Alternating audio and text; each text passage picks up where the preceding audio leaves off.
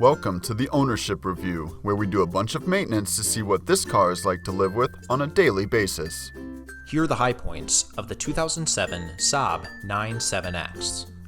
The fog light is accessible by simply reaching behind its bulb housing in the front bumper.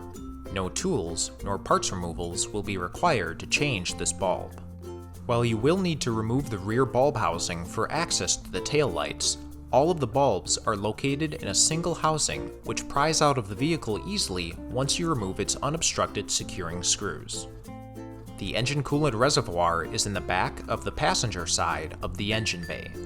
The fill line is visible on the side of the reservoir, and you won't need to make a long reach when removing the cap to add fluid. Not everything is perfect. Here are the pain points.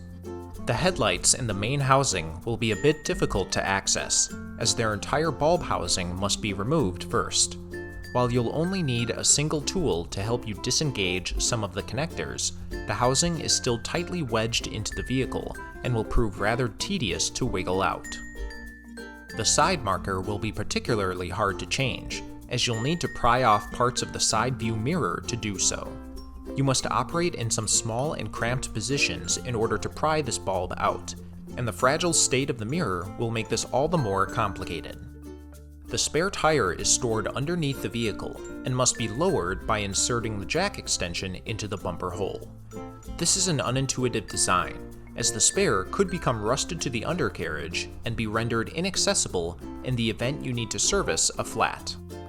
Overall, the 2007 Saab 97X is a moderately easy vehicle to maintain, but prospective owners should still be prepared for a handful of difficult repair procedures.